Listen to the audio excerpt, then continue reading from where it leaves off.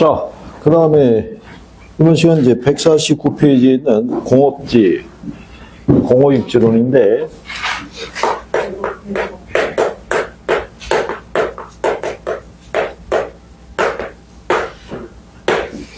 공업입지론의 이제 대표적인 게 그게 배버의 최소 비용이론이에요. 배버의.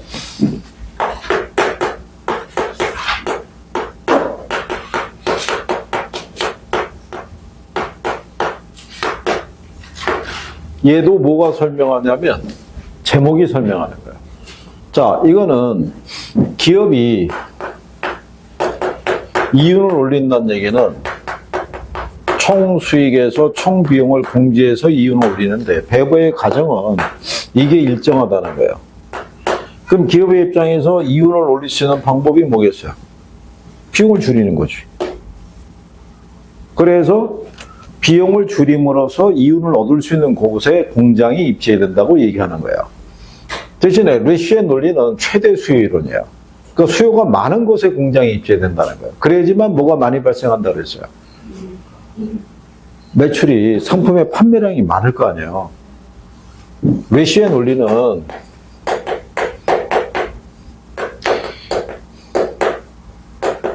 이게 비용이면 걔 논리는 이게 일정하다는 거예요.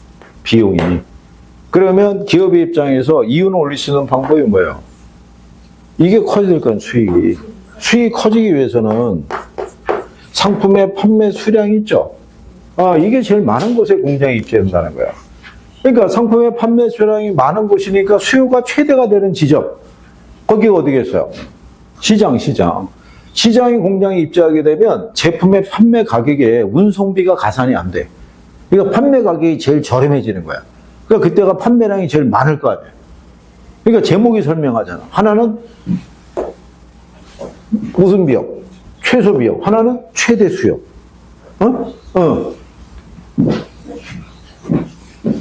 그래서 배버는 비용을 최소화하기 위해서 이 사람이 제일 먼저 된 게 입지 단위와 입지 인자라는 거예요. 자, 그래서 여기서 얘기하는 입지 단위라는 거는 제품을 생산할 때 발생하는 개개의 비용 항목이 있죠. 그걸 입지 단위라고 얘기하는 거예요. 자, 여러분들이 볼 때 제품 생산하기 들어가는 비용 항목이 뭐 있겠어요? 원자재비, 인건비, 수송비, 세금 이런 것들이 있어 없어? 항목을 얘기하는 거예요. 그러면 입지 인자라는 건 뭐냐면 입지 단위를 기준으로 특정한 장소에 입지했을 때 얻을 수 있는 비용 절약상의 이익이 있죠. 그거를 입지 인자라고 얘기해요. 그런데 배버가 얘기하는 3대 인자가 있어요. 3대 인자가 운송비, 그 다음에 노동비 또는 인건비라고도 얘기를 해요. 그 다음에 직접이익, 직접력이라고도 얘기를 해요. 세 가지. 세 가지 중에 배버는 뭐를 제일 중시했다? 색깔이 다른 애가 있죠. 운송비. 그 얘를 왜 중시했냐면 배버가 이 이론을 만들 때만 하더라도 독일의 운송 체계가 발달이 되기 전이었어요. 그러니까 제품을 생산해서 시장으로 공급을 할 때 가장 큰 비중을 차지했던 게 뭐다? 운송비가 제일 큰 비중을 차지했다는 거야. 그래서 배버의 이론 중에서 배버의 이 입지인자 중에서 배버는 뭐를 제일 중시했다? 운송비. 여러분 시험에도 나온 거예요. 그러니까 여러분 시험에 배버의 이론을 낼 때 배버는 요거 세 가지를 중심으로 입지 이론을 전개했다는 맞는 거예요. 이게 잘 들어오는 거예요. 세 가지가. 그래서 배버는 제일 먼저 최소 운송비 지점을 찾는 거예요. 그 다음에 최소 노동비 지점이 있죠. 얘네는 최소가 되어 있지만 직접 이익은 최소가 아니겠죠. 이건 뭐? 그래서 모든 요인이 최소가 되는 지점 그러면 틀리는 거야. 세 가지 요인을 차례대로 비교해서 전체적으로 비용이 최소가 되는 지점을 선택해야 된다. 이런 얘기인 거야. 그럼 우리가 간단하게 예를 들어보면은 지금은 이제 기업의 명칭이 바뀌어서 G댐으로 이렇게 시작되는 자동차 회사가 있어요. 이게 옛날에는 우리나라 기업이었고 D라고 시작했어. 옛날에 이 명칭은 T로 시작되는 경차가 있었고 지금은 얘네가 뭐로 바뀐 거예요? 응? M인가 뭐로 바뀌었잖아요. 기억 안 나네? 경차 본 적 없어요? 아, 경차를 안 타고 다니는군요. 나 중경차 이상으로, 세단으로? 그래. 옛날에 T로 시작되는 경차 있어요, 없어요? 네. 참, 그 대답 하나가 되게 힘들다는데, 좀 생각해봐. 얘네가 인천 그 부평 쪽에 생산 라인이 있었고, 남쪽에 창원에 생산 라인이 있었을 때, 어디서 생산하든 이거는 똑같을 거 아니에요. 비용 항목은. 그런데 걔네가 그 생산 라인을 여기다 뒀다고, 여기다가. 여기다 둔 이유는 여기서 생산해서 부산에서 선적해서 유럽 등으로 수출했단 말이에요. 그러면 내륙 수송비의 차이가 발생하잖아요. 끌고 오는데.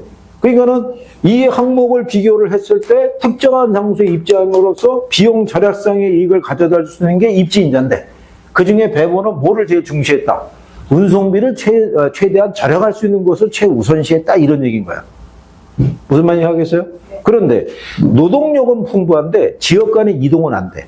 근데 지역 간의 임금의 격차는 있어요. 그러면 가령 예를 들어서 대전에다가 공장을 세우게 되면 여기는 인건비가 90만 원. 근데 여기는 인건비가 100만 원이야. 그러면 공장이 여기로 이전하게 되면 인건비를 10만 원 절약할 수 있죠. 그런데 일로 이전하면 내륙송비가 추가가 될 거 아니에요. 그러면 요 두 개가 같아지면 굳이 이전할 필요가 없는 거야. 여기서 인건비의 절약분이 추가되는 운송비보다 크면 공장은 이전할 수 있어요, 없어요? 있을 거 아니에요. 무슨 말인지 하겠어요? 그래서 여기서 시험에서 나오는 게 뭐가 있었냐면 등비용선이라는 게 있고 임계 등비용선이 있어요. 이 등비용선은 뭐냐면 기업이 공장의 입지를 바꿀 때 추가적으로 절약할 수 있는 운송비의 절약분을 따지는 게 등비용선이라고 그러면 얘는 절약하는 인건비와 늘어나는 교통비가 같아지는 지점을 얘기하는 게 임계 등비용선이라고 얘기를 해요. 거기까지가 작년. 이거 책 읽어봤어요? 안 읽어봤어요? 안 읽어본 거를. 자, 150페이지 가면. 자, 거기 상단에 기출이라고 해서 조그만 글씨 있죠? 5번을 가면 임계 등비용선이라고 있어요? 없어요? 있을 거 아니에요. 그죠? 그게 작년 시험에 언급이 됐다고. 무슨 말인지는 이해하겠어요? 학개론의 맹점이 뭐냐면 들을 때는 이해가 돼. 저문을 나가면 다 까먹어. 오늘 뭔가 좋은 거 갖고 대화를 나눈 것 같은데 대화 내용은 기억이 안 되는 거야. 그게 정상이에요. 돌아오면 또 알려주니까 그럼 부담 갖지 않아도 되는 거예요. 올해 합격하고 싶으면 선생님에게 많이 물어봐야 돼. 선생님이 물어보는 걸 아끼면 손해인 거야. 응? 본인이 많이 물어봐야 나중에 이세한테도 정확하게 자신있게 얘기할 수 있는 거야. 모르는 건 가서 물어봐야 돼 라고 얘기를 할 수 있는 거야. 응? 확실하게. 그래서 다 합격을 해. 전원 합격을 해서 그러니까 이 바닥을 떠주기를 바라고. 여기 오래 있으면 안 돼. 길게 있으면 한 2, 3년 있으면 이제 가야 돼. 그죠? 그러니까 잘해주기를 바라고. 그 다음에 나머지 그 배보의 이론 안에 들어가게 되면 루시의 최대 수요를 이론이라고 그 밑에 나와 있죠. 제목을 가지고 유추할 수 있겠어요? 최대 수요니까 수요가 제일 많은 곳에 기업의 이윤이 커질 거 아니야. 그 수요가 제일 많은 곳이 어디냐? 시장 중심지라는 거야. 아까도 얘기했지만. 그런데 이건 뭐 나중에 얘기해도 되겠죠. 그 다음에 이제 그 밑에 가면 통합이론이라고 또 나오죠. 통합이론상에서는 나중에 아이사드의 요소 대체 원리라든가 스미스의 준차적 입지라든가 이런 거는 나중에 추가로 알려줄 거야. 지금은 얘네가 기준이니까. 걔네들은 시험에 나온 적이 없어요. 나온 적이 없는데 선생님이 다 더 추가로 얘기해줘요. 뭐 할 때? 심화할 때. 명색이 심하니까 거기까지 얘기해 줄 거 아니에요. 근데 학생들의 반응은 시험에는 나온 적이 없다고 막 버려. 관심이 없어요. 그 다음에 이제 뒤로 가면 공업지 입지 선정이라고 나와 있죠. 예, 그게 뭐냐면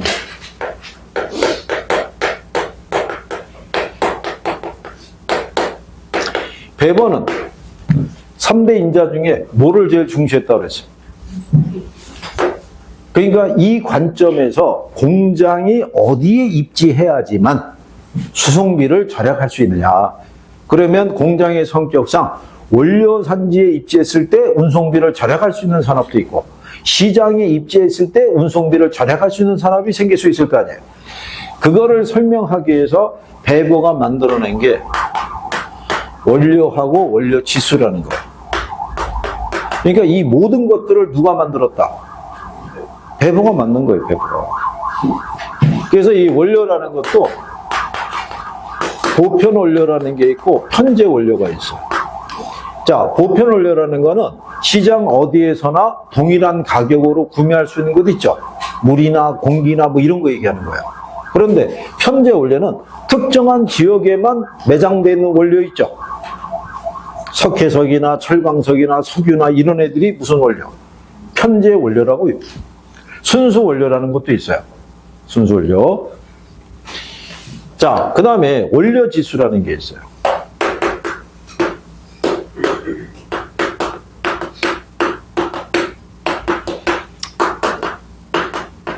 대부분의 교과서에 식이 이렇게 나와 있는데 원료 지수이면 뭐냐면 제품 1톤 있죠. 1톤이 기준이야.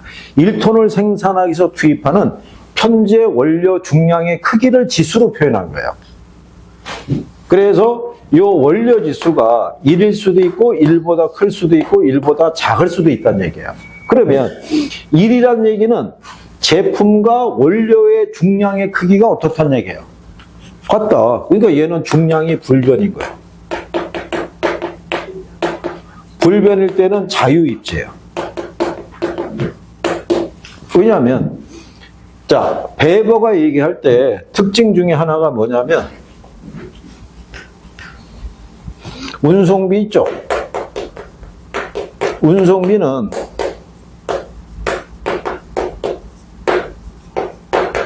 원료 및 제품의 무게 곱하기 거리에 의해서 결정이 돼요. 그런데 원료하고 제품의 무게가 변화가 없잖아요. 네. 그러니까 얘는 어디든 입지하더라도 운송비 부담이 같아지니까 자유입지형이라고 얘기하는 거예요.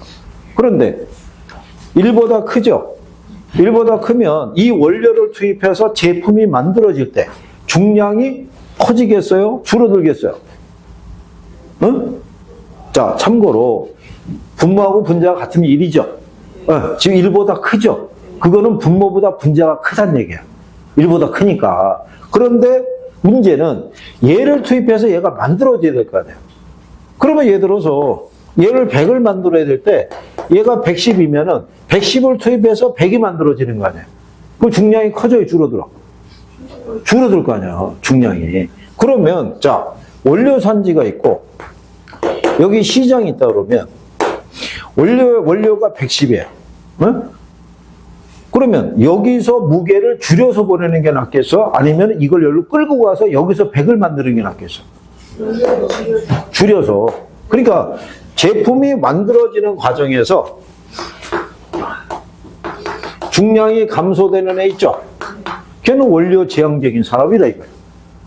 원료 산지에 입자는 게 유리하다라고 얘기하는 거예요. 무슨 말인지 알겠어요? 그래서 대표적인 산업이 시멘트 산업이야. 시멘트를 생산할 때 투입하는 원료가 석회석이에요. 그러면 시멘트 1000kg를 만들기 위해서 석회석을 1000kg 집어넣을 수는 없잖아요. 불순물이 제거가 되니까. 그러니까 얘보다는 좀 많이 집어넣어야 될 거 아니에요. 그래서 완제품이 만들어진 거서 중량이 감소돼서 무게가 줄여지니까 여기서 줄여서 보내는 게 유리할 거 아니냐 이런 얘기예요. 이해하겠어요? 그러면 1보다 작다는 얘기는 제품을 갖다가 100을 만들 때 투입하는 애는 얘보다 작다는 얘기잖아요. 완제품이 만들어질 때 중량이 커지는 거 아니에요. 그 중량이 증가하는 애들은 어디에 입지하는 게 좋다는 거예요? 시장에. 그래서 중량이 증가되는 애들은 어디에? 시장 지향적인 입지. 그래서 대표적인 게 우리가 콜라 만들 때 있죠. 원료가 원액이잖아. 그러면 콜라를 만약에 100리터를 만들 때 원액은 10리터밖에 안 돼. 그러면 여기서의 10리터를 가지고 여기다가 물을 추가해서 100리터 만들어서 보낼 때보다는 10리터를 끌고 와서 여기서 100리터 만드는 게 훨씬 수송비를 절약할 수 있잖아요. 무슨 말인지 알겠어요? 그럼 이거 내가 이해하면 안 해도 되지. 무슨 말이 있는지 알게 되면. 이거 우리가 이제 글자를 따주면 이게 우리가 이렇게 해서 감원이라고 해요. 구조조정할 때 감원. 그 다음에 주식이 거래되는 걸 증시라고 해요. 그 다음에 불교 믿는 사람들을 불자라고 해요. 그런데 중요한 건 뭐냐면 이렇게 해서 외웠어. 감원 뭐 그냥. 근데 원료지수를 물어보는 거야. 그럼 내가 원료지수 모르면 틀리는 거 아니야. 그래서 외우는 거 그렇다고 해서 얘가 내년 나오는 것도 아닌데 얘를 외우기 위해서 이렇게도 외우고 이렇게도 외우고 무의미하다는 얘기예요. 내가 이해하는 게 더 빠르잖아. 나오면 내가 스스로 판단할 수 있어 없어요? 판단할 수 있을 거 아니야. 그래서 요즘 출제자들은 두 개를 같이 물어봐요. 중량이 감소하 원료지수가 1보다 크거나 중량이 증가 이렇게 섞어버린단 말이에요. 그러니까 내가 정확하게 이해를 해야 된단 말이에요. 응? 그러면 내용이 쉬워지는 거예요. 무슨 말인지 이해하겠어요? 그래서 거기 하면 공업지 입지 선정에서 원료 지향령과 시장 지향령 두 가지가 박스로 대비가 돼 있죠. 이게 왜 제일 먼저 나오냐면 배번은 수송비를 제일 중시했으니까 수송비의 관점에서 원료 지향적이냐 시장 지향적이냐를 구별해 준 거예요. 이해하겠어요? 집에서 한번 또 읽어봐야 돼요. 오늘 남아서 공부하고 하나요? 우리 오늘 처음 남은 사람은 남아서 공부하고 하네? 오늘은 마음의 준비가 안 돼서? 그 2월 달부터? 아니, 이따가 집에 가서. 집에 가서? 집에서 공부하기 만만치 않을 텐데. 독서실. 독서실. 굳이 왜 돈을 들여서 독서실을 갔냐, 이거. 여기서 공부하면 되는데. 여기서 앞으로 독서실 말고 여기서 공부하고, 부인한테 간단한, 또 도시락, 간단하게 먹을 거 해갖고, 남아서 계속 공부해야 반 분위기도 계속 공부하는 분위기로 가고, 계속 면학 분위기가 조성이 되면 그에 합격하는 사람도 많이 나오고, 얼마나 좋겠어요. 그죠? 심지어 한번 부인도 오셔서 공부하셔도 돼요. 와서 쫙 해가지고. 박찬영, 남친에게 그런 것을 힘들자, 데리러 오라고 그래. 내가 몇 시에 여기 공부하다 몇 시에 갈 테니까 데리러 오든가 아니면은 간식거리라도 싸갖고 와갖고 조공이라도 하달라든가 그걸 해야지. 그지 외조를 해줬다고 얘기하지. 왜 말로만 이거 될 것 같아 안 될 것 같아 그런 얘기만 해봐야 뭔 도움이 실적인 아무런 도움이 안 되는 거지.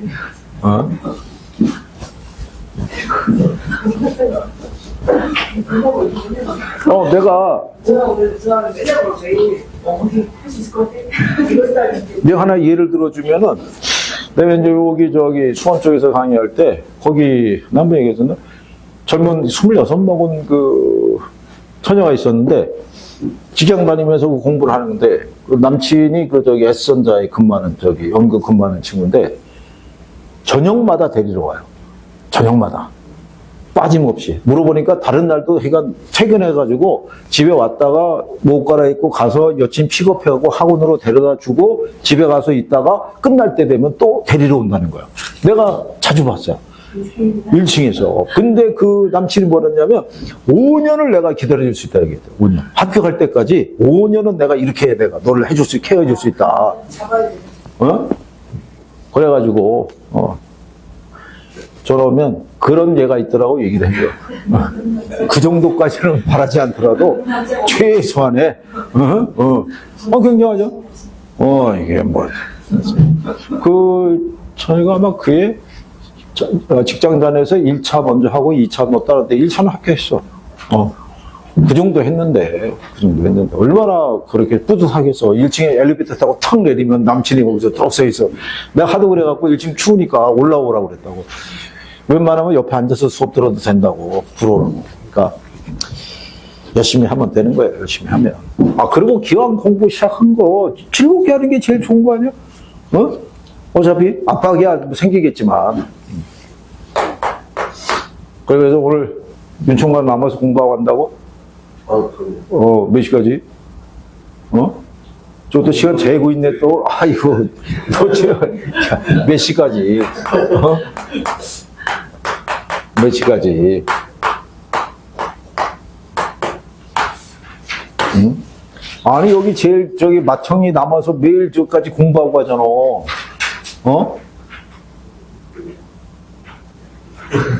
좀 저도 대단할 못해. 마청 갈 때 가, 그럼. 여친이 있어, 없어? 여친도 없는 애가 뭘 일찍 가려고 그래. 나무 송받아 가면 되지. 그렇잖아? 여기 박천현은 2월 달부터 어떻게 시간 나면 한다고 그랬으니까. 너 집에 도서실 끌었어? 근데 왜 가려고 그래? 솔직히 우리 가슴에 손 얹고 생각해보면 집에 가서 공부한다는 거 쉬운 일 아니야. 그거. 그게 어디에 집중을 해.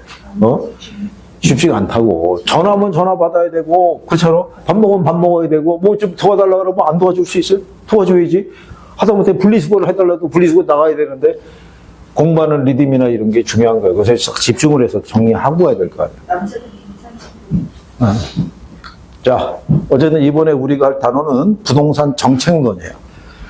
자, 이 정책론은 시험 목차가 산업인력관리공단에서는 부동산 정책의 의미, 기능, 그 다음에 토지 정책, 그 다음에 주택 정책, 그 다음에 조세 정책, 이렇게 4가지를 제시하고 있어. 산업인력관리공단에서. 이건 제가 정한 게 아니에요. 여기 출입구 쪽에 가면은 저기 왜 시험 공고에 관련해서 거기 시험 범위가 이렇게 또 붙어 있을 때 단원에 가면 다 이렇게 적혀 있어요. 그럼 이거는 산업인력관리공단에서 주는 거고, 나는 이 안에서 세분을 해서 이 안에서 주로 나오는 게 뭔지에 대해서 알려주는 거야. 무슨 말인지 알겠어요? 그럼 기본적으로 몇 문제는 내겠다는 거예요. 4문제는 내겠다는 거예요. 4문제는. 4문제는 내는데 적게 나올 때 재작년인가는 2문제 나왔어요. 그런데 많이 나올 때는 6개까지도 나와. 근데 평균 4문제 정도라고 생각하면 돼요. 그런데 특이한 게 뭐냐면 정책은 어려운 게 없어. 어려운 게. 맞추라고 주는 단어예요. 여기 나오는 걸 틀린다는 건 성격이 이상한 사람이에요. 이거는 다 맞출 수 있어. 참고로 조세 정책에서 조세 분류를 물어봤어. 조세 분류, 종류를. 그런데 이 종류가 여러분 시험에 36회, 35회, 34회, 33회, 32회, 31회 이런 식으로 출제한 거예요. 종류를. 선생님이 여기다 별표 해줬겠어, 안 해줬겠어요? 해줬을 거 아니에요. 그런데도 들어가서 편하게 틀리는 거야. 그냥 깔끔하게. 그러면 점수 딸 데가 없잖아. 맞추라고 주는 건데. 거기다가 여러분들이 세법 배워야 안 배워? 세법을 배울 거야. 세법도 배우는데 틀린다는 건 더 이상한 일이잖아. 응? 그러니까 자, 나올 수 있는데 선생이 체킹을 다 별표하라고 해주는 거야. 그거를 정리해라. 그럼 그거는 꼭 정리하면 되는 거예요. 근데 우리 교과서를 가면은 제일 처음에 부동산 문제가 나와 있죠. 그 왜 이 문제가 나와 있냐면 옛날 편제가 부동산 문제가 있는데 이 문제 안에는 토지 문제도 있고 주택 문제도 있더라. 그래서 이거를 해결하기 위해서 이렇게 정책적인 게 필요하더라. 조세는 지원해. 옛날 편제는 그랬단 얘기예요. 근데 최근에 이게 바뀐 거야. 경제 논리가 들어오면서 정부가 왜 시장에 개입해야 되는지에 대해서 설명하고 있는 거예요. 그래서 여기 기능이라고 돼 있죠. 기능이 역할이에요. 정부는 시장에 개입해서 어떤 역할을 수행하기 위해서 들어오느냐라는 것을 물어보는 거예요. 무슨 말인지 이해하겠나요? 그래서 여기 나와 있는 부동산 문제는 간단하게 생각해도 돼요. 이거 오래전에 번역된 거예요. 1970년에. 응? 그래서 부동산 문제라는 게 결국은 그런 얘기 아니에요. 우리가 한정된 자원을 잘못 활용하면 바로 생기는 게 부동산 문제인 거야. 그렇지 않겠어요? 그런데 이 문제는 한번 발생하면 시간이 지나면 점점 더 악화되는 거예요. 그리고 문제가 생기는 거를 다시 원래 상태로 되돌릴 수는 없다는 얘기예요. 강남의 집값을 원래 상태로 되돌리는 거는 불가능한 일이에요, 그거를. 근데도 역대 정부는 도전해야 돼요. 도전하는 거예요. 왜 불가능하게 도전하는지는 모르겠는데, 선거 공약이 태운 그거 아니에요. 내가 지금 강남에 대한 집값을 다 잡겠다 그러는데, 말도 안 되는 소리 하는. 아니, 내가 원래 10억짜리인데 11억에 사가지고 지금 시세가 20억이 됐는데 그거를 다시 네가 내전에 샀을 때 10억짜리 가격으로 다시 바꾸겠다라면 용납이 되겠냐고 그게. 10억짜리 11억에 살 때 대출도 6억 끼고 샀는데 어떻게 갚으란 얘기 그거를. 답이 안 나오는 얘기잖아요. 그러니까 냅둬도 돼요. 걔네들은. 그리고 지속성이라는 게 뭐냐면 20년 전, 30년 전에 신문 기사를 봐도 부동산 문제가 있어요. 지금도 부동산 문제가 있어요. 10년, 20년 뒤도 역시 또 부동산 문제는 존재한다는 얘기예요. 그러면 이렇게 다양한 문제가 있으면 해결 수단도 어떻게 돼요? 다양할 수밖에 없는. 그래서 부동산 대책이 나오면 종합 대책이 나오는 거예요. 이제는 거래 규제만 갖고는 될 일이 아니다. 세금도 매겨야겠고 여러 가지를 다 종합적으로. 그러면 그 밑에 가면 토지 문제 나오죠. 토지 문제. 토지 문제의 가장 근본적인 게 뭐냐면 토지의 절대량이 부족하다는 거야. 그런데 우리는 토지가 부족하다는 생각을 해본 적이 없어. 왜? 시장에서 돈 있으면 살 수 있는 게 땅인데. 그러면 누가? 국가적인 차원에서 보면 우리의 국토 공간은 한정되어 있는 거예요. 한정된 공간 안에서 활용하다 보니까 문제가 생기는 거야. 이번에도 정부가 공급 계획을 만들기 위해서 도시지역 내에서 괜찮은 토지를 다 가용자원을 해갖고 주택 공급을 늘리겠다는 거 아니야. 그건 좋은 방법인데, 그런데 그 과정에서 유념을 해야 될 게, 여기 기존에 주거지 있잖아요. 여기 이런 거 풀어버리겠다는 얘기거든요. 그린벨트 이런 거. 근데 문제는 기존에 여기 기반시설이 갖춰져 있죠. 여기 그린벨트잖아. 그럼 여기 기반시설은 이 용량만 계산해서 설치한 거야. 근데 여기 새롭게 주거지가 들어서게 되면 기반시설을 얘라고 나눠 써야 돼. 그러면 용량이 초과가 되는 거야. 그런 문제가 생기는 거야. 그럼 환경 문제, 교통 문제 이런 게 뒤따를 수밖에 없기 때문에 저 기본적인 인프라가 구축이 될 수 있느냐가 관건인 거예요. 근데 저게 그러려고 그러면 천문학적인 재원이 필요할 거예요. 강남에서 도로 한 차선 늘리는데 한 2조 필요하대요. 그러니까 안 되는 거예요. 지자체 힘으로도 안 되고 정부 예산을 거기다만 때려볼 수가 없는 거예요. 그게 한 차선 늘려봐야 몇 년 지나면 다시 원위치 될 텐데. 그래서 강남의 주 도로는 계속 정체인 거예요. 그런데 주도로가 정체면 이면도로도 다 정체예요. 그러면 경제적인 손실이 어마어마한 거예요. 기름 낭비에다가 뭐 가는 것도 아니잖아요. 그냥 이게 굴러가는 거지. 걸어가도 그것도 빠를 수도 있는 거예요. 그러니까 그런 문제가 있기 때문에 결코 쉬운 건 아니라는 거예요. 하지만 공급을 늘리는 방향으로 가는 거는 기존은 전문가도 인정을 해요. 공급을 어차피 방법은 두 가지예요. 수요를 억제하거나 공급을 늘리는 쪽으로 가야 돼요. 근데 옛날에 우리나라 정책은 대부분 수요를 억제하기 위해서 각종 규제도 많이 하고 대출 규제도 많이 하고 그랬었는데 그거는 한계가 있으니까 공급을 늘려줘야 되는데 그래서 어디다 늘려주냐도 중요한 거예요. 그래서 괜찮은 곳을 얘기하는 거 아니에요.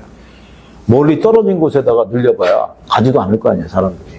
어쨌든 그렇다는 얘기예요. 그래서 그러면 땅이 부족하면 땅값 상승할 수 있어요, 없어요? 그럼 따라붙는 거예요. 그럼 땅값이 상승되면 무슨 문제가 뒤따르겠어요? 투기가 발생하는 거야. 땅값 상승 예상돼. 그럼 투기가 예상이 돼 있으면 땅값은 또 상승하는 거야. 이런 악순환이 계속 된다라고 생각하면 되겠고, 땅값이 상승하면 이게 경제 활동에도 부정적인 영향을 줄 수 있어요, 없어요? 있죠. 간단하게 자, 공장 용지에다 공장을 지어야겠는데 부지가 너무 비싸. 그러면 비싼 땅에다 공장 지었고 제품 생산하면 가격 비싸게 받아야 돼. 근데 비싸게 받으면 시장에서 경쟁력이 없어. 물건이 안 팔려. 안 팔리면 수익이 떨어지잖아. 그럼 기업은 구조조정을 다 내야 돼. 그러면 실업자가 늘어나. 그러면 소득이 줄어. 그럼 소비가 줄어. 그러면 경기가 침체해. 그러니까 단순히 부동산 가격 상승의 문제만 아니라 우리 경제 활동에도 부정적인 영향을 주기 때문에 그런 것들이 큰 문제라고 얘기하는 거예요. 그리고 옆에 있는 그 소득 분배 측정 수단이라고 있죠. 이거는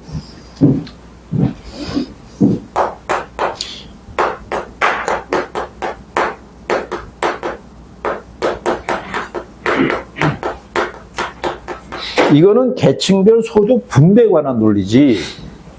그죠? 이게 이거하고는 틀린 거예요.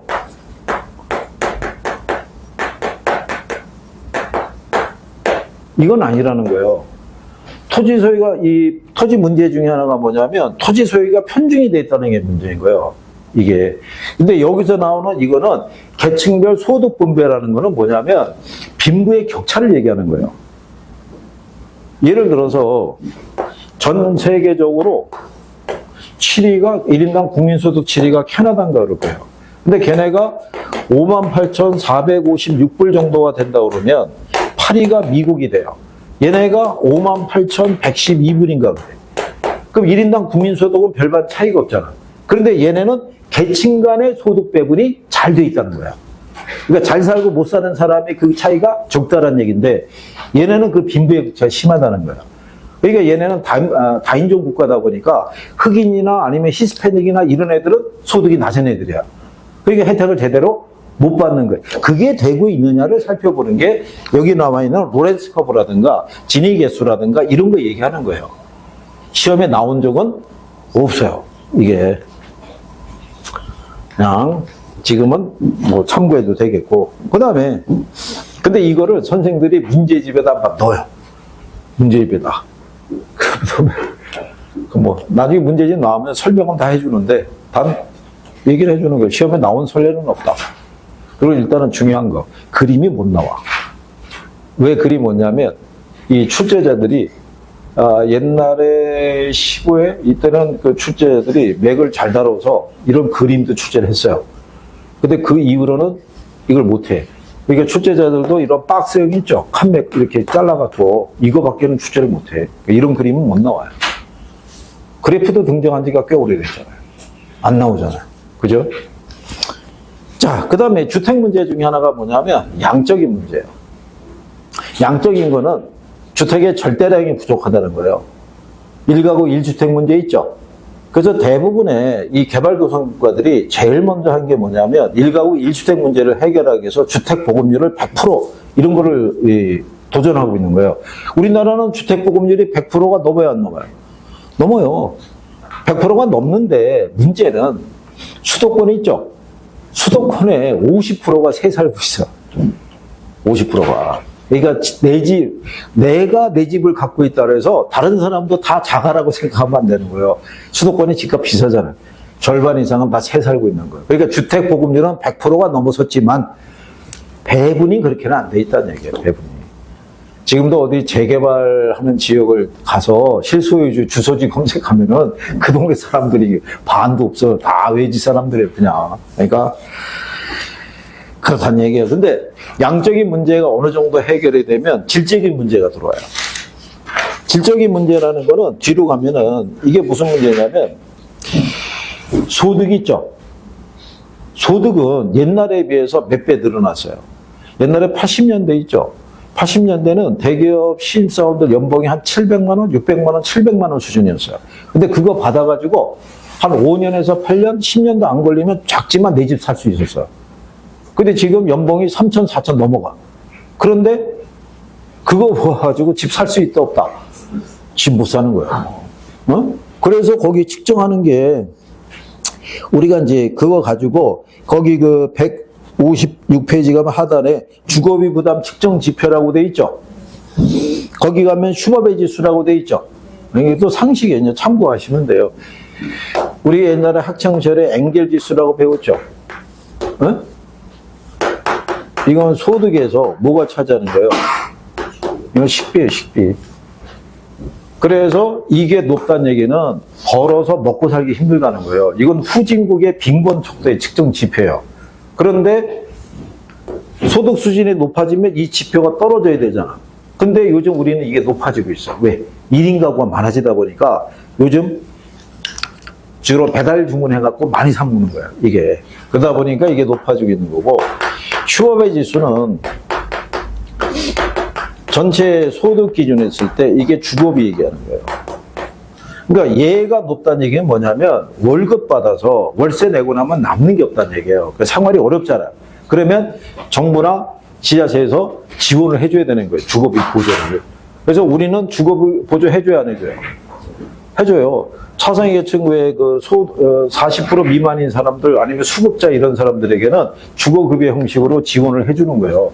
그거를. 그래서 그거는 우리나라의 이 주거급여법이라고 만들어진 거예요. 2015년에 제정이 된 거예요. 그래서 2016년부터 시행이 됐어요. 그래서 주거급여제도가 운영이 되고 있다. 이렇게 인식을 하면 돼요. 아직 파우처 제도는 들어오지 않았어요. 주택 바우처라고 그러는데 그건 아직은 도입이 안 돼 있고 그게 도입이 되면 예산이 너무 많이 필요하고 그래서 이거는 금액이 정해져서 공급을 해주는 거예요. 한 30만 원은 30만 원 정도 되나? 이 정도 보조해 주는. 근데 옛날에는 100만 원에서 3계급여식으로 주면은